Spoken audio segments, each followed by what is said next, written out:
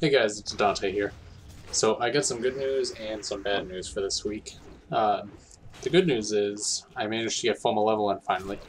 I missed a couple weeks worth of Raid Battlegrounds caps, so I was a little bit behind on getting that done. But now I'm 15 out of 15 malevolent with T1 2 out of 2 upgrade. So that's exciting. The bad news is I remember posting a few days ago that I was 1960 in Rated Battlegrounds. Well, I've lost about 108 ratings since then, net. I did win some matches, but turns out when you get into that kind of rating range, it's really hard to find groups that aren't already going with people they know and trust, which is understandable.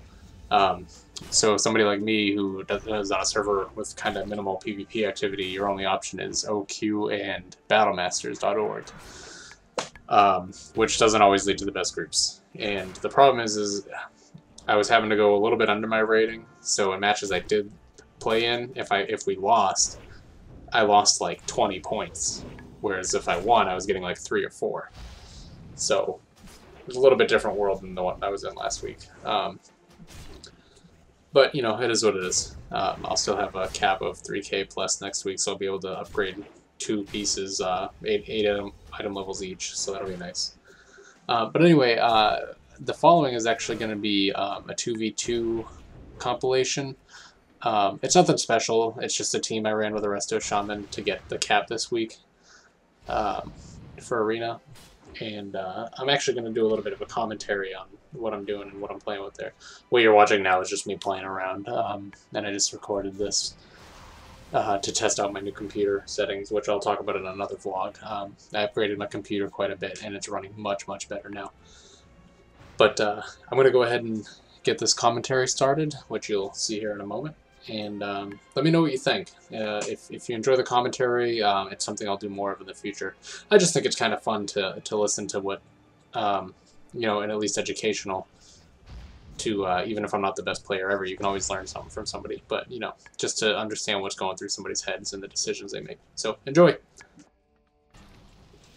All right. So first things first is this first team we face is a Frost Death Knight and Holy Paladin. Now I knew Frost Death Knights kind of hurt, so I threw in defensive stance.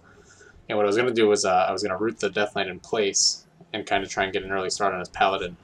I was hoping the Death Knight would follow me and stay on me, but that didn't happen, so I switched back to play defensive for my healer, which, in my opinion, that's kind of what you want to do especially in twos. Your healer is not going to kill you, or their healer is not going to kill you, I should say, but their DPS will. And if you can keep up good constant pressure, keep their DPS slowed, etc., he's not going to kill anybody, and it keeps their healer having to stand out and heal him. Especially as a warrior, you can put out some good pressure even on another plate wearer. Since he's ignoring me, I'm switching back to battle stance here now, and I'm gonna stun him.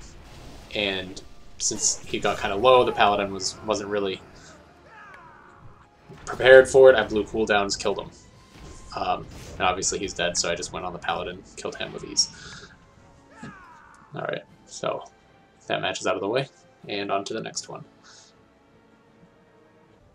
This next matchup here was, again, a Death Knight and a Resto Druid. I stayed in defensive stance just because, again, Death Knights can hurt. You never know what you're going to get. And it depends on really what they're going with here. So, again, I started on the DK. You're going to hear the keyboarding because I figured out how to make you be able to hear what I'm saying and stuff while I'm recording on Fraps. So I stunned the Death Knight here. I didn't mean to blow cooldowns here. That was an accident. My cooldowns were all on Shift D. And my staggering shot is on Shift F. I was trying to root the Death Knight, and in the process I fat-fingered Shift D and did that. The Druid blew his Trinket, which I didn't see at the time. It would have been nice to know that, because I could have just gone and feared the Druid and killed the Death Knight while my cooldowns and all that were still up, but a lesson learned.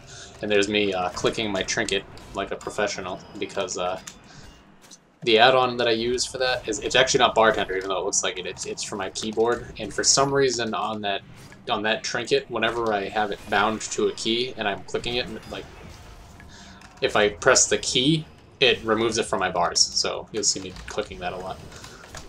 Anyway, so back on the Death Knight, the tree is in tree form, which is going to make the Death Knight really hard to kill, just because there's so much throughput going on there. But just staying on him to keep up pressure on him because he is taking pretty good damage, and it's a nice way to keep him off my healer, which you definitely want to do. I pummeled the Wrath there. Heroic Leap is a great way to do that. Keyboard turning. The Resto Druid is keyboard turning slowly, backpedaling his way into victory before I shockwave him in the face. The tree is no longer a tree, so the Death Knight's not going to be able to get a strong healing. Quick execute, he's dead. Switch to the Druid, finish him off, end the fight. Tree form is kind of like you just have to wait it out, just be patient. If he does start trying to take advantage of the increased damage of Wrath while in tree form like he just did, go ahead and pummel that Wrath. Again, this was the same team. I didn't want to blow cooldowns out the gate because it didn't really work well last time, and I didn't even intend to. So what I did is I got on the Death Knight early, rooted him in place, or I'm sorry, I didn't root him, I just snared him. It's because I accidentally blew the root while I was waiting for the cooldown for the game match to start. So I stun him here. Like I said, just getting some distance between him, back up a little bit, Heroic Leap on him just to get some more damage out on him. And disarmed him here just to keep some damage off my healer. And because Death Knights don't usually have a weapon chain or anything since they have their own special weapon enchants, but for some reason this guy had the enchant to reduce the duration of disarms. I feared the Druid here, and the Druid I don't think was ready for that, so I blew my trinket, my cooldowns and my trinket, and just destroyed the Death Knight here, no problem, while the Druid was feared. I think the Druid had already blown his trinket, but I may have missed that. If a Druid starts out stealth, it's hard for me to set him to focus right away, and sometimes I forget to do it. You can hear me saying I didn't know what killed the Death Knight. Turns out it was Heroic Leap and Mortal Strike. It was me, but I don't know what I did. Again, this is another Death Knight and Mistweaver team. This match was actually really fun. The Mistweaver was very under-geared. So I got on the Death Knight thinking I'm just going to be able to do Mistweaver's healing really easily. I charged the Mistweaver here just to, or not yet. But Death Knight was, for some reason, Heroic Leap kept saying too close. Calm your shit, DK. So I charged the Mistweaver here just to blow the hole. After you stun him, everything misses. I was blowing the cooldown on that. The Death Knight Death Grip me back, which actually helped me out a lot, because it let me charge back onto the Mistweaver and charge him now. Hit him for 216k execute. Oh, again, he was very undergeared. Don't expect that to happen in the future. The execute that hits the Death Knight here is about normal, what you should expect with cooldowns. Let's see. At some point. I know it's coming up. Yeah. 90k. There you go. That's about right with cooldowns up and with somebody who actually has resilience. That was obviously poor luck for the Mistweaver. Here I'm rooting the Paladin earlier. Now I know he can just use Hand of Freedom to get out of it, but that'll blow Hand of Freedom so he won't have it later and he won't be able to give it to the Warrior. So that's why I did that. With a Ret and a Warrior, it's a little bit tough because the Warrior's going to hit like a truck on your healer. Especially if he's Fury. If he gets some lucky crits out, he's going to hit hard. But at the same time, Ret can hit kind of hard. And if you're focusing the Warrior, I was feeling for my healer there because the Warrior is blowing cooldowns. So just, you blew through the Spirit Link and they just ate it immediately. So I'm sitting on the Warrior now just to keep him off my healer. And he blew his die by the sword up. You want to kind of switch back and forth a lot between the two, because the Ret Paladin will be able to heal the Warrior a lot, but he won't be able to heal himself much, which you can actually see here. The Warrior keeps jumping in health by about 20-30%. So you switch the Paladin, just kill him, all those heals will go away. And that's basically what I did here. The Warrior tries for a little bit longer, but he just kind of gives up, which I can't really blame him. And I completely missed Heroic Leap here like an idiot, but, it is what it is.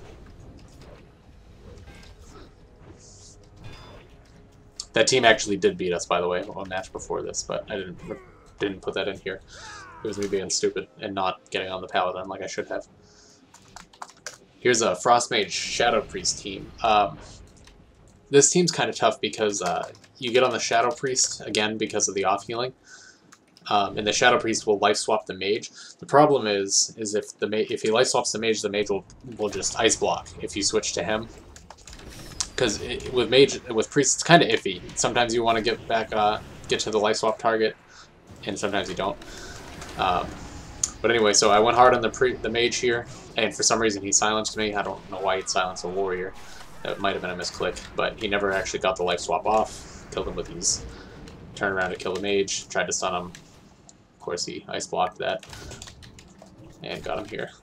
So in regards to life swap, it really depends. In the case of priest and mage, you want to just stay on the priest through life swap. It's tempting to switch to the mage, but the mage is too defensive and he'll just live through it and get healed by the priest. Anyway, thanks for watching, and see you next time.